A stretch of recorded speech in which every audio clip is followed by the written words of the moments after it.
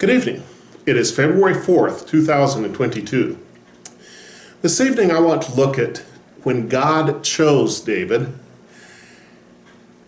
and when he made that choice, what his own father's reaction was to that choice. In 1 Samuel chapter 16, the first 13 verses say, "Now the Lord said to Samuel, 'You've mourned long enough for Saul. I've rejected him as king of Israel.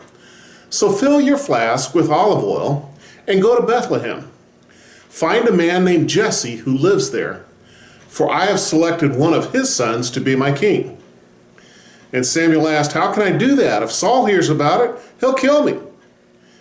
'Take a heifer with you,' the Lord replied, 'and say that you've come to make a sacrifice to the Lord.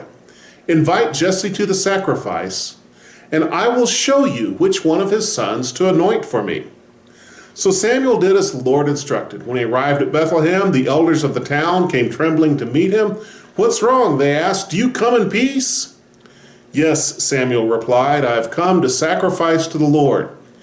Purify yourselves and come with me to the sacrifice.'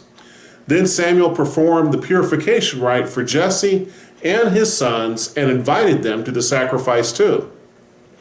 When they arrived, Samuel took one look at Eliab and thought, 'Surely this is the Lord's anointed.' But the Lord said to Samuel, 'Don't judge by his appearance or height, for I have rejected him. The Lord doesn't see things the way you see them.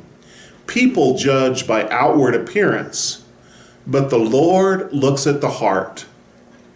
Then Jesse told his son Abinadab to step forward and walk in front of Samuel. But Samuel said, 'This is not the one the Lord has chosen.' Next, Jesse summoned Shimei. But Samuel said, 'No, neither is this the one the Lord has chosen.' In the same way, all 7 of Jesse's sons are presented to Samuel. But Samuel said to Jesse, 'The Lord has not chosen any of these.' Then Samuel asked, 'Are these all the sons you have?' 'Well, there is still the youngest,' Jesse replied, 'but he's out in the fields watching the sheep and the goats.' 'Send for him at once,' Samuel said. 'We will not sit down to eat until he arrives.' So Jesse sent for him. He was dark and handsome, with beautiful eyes. And the Lord said, 'This is the one. Anoint him.' So as David stood there among his brothers, Samuel took the flask of olive oil that he had brought and anointed David with the oil.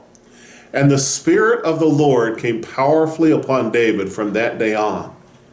Then Samuel returned to Ramah. God sent Samuel to Jesse.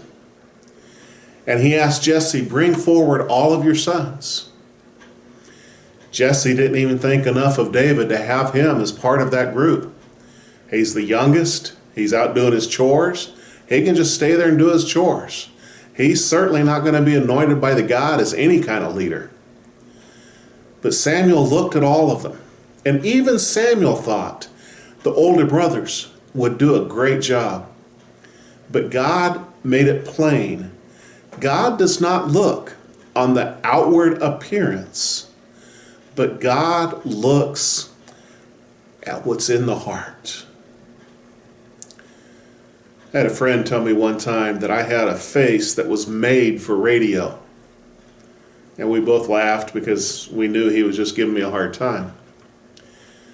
But so often, in our culture, in our society, we judge by the way someone looks. The color of their skin, the cut of their hair, the length of their hair, whether they look like one of us or they look different from us, what culture they look like, the way they're dressed. And God looks past every single bit of that. And God looks into their heart and into our hearts. What does God see when he looks at your heart? Does he see a faithful believer following? Or does he see stubbornness and hardness and difficulty? What does God see when he looks at your heart? You see, God chooses whom he wishes. And it's based sometimes partly upon what he sees when he looks inside. And then he says that Samuel anointed David. And from that day forward, David carried the anointing of God. How precious it would be to have the anointing of God on our lives to fulfill our calling that God has given us. May God bless you and help you to look past outward appearance into the heart. God bless you.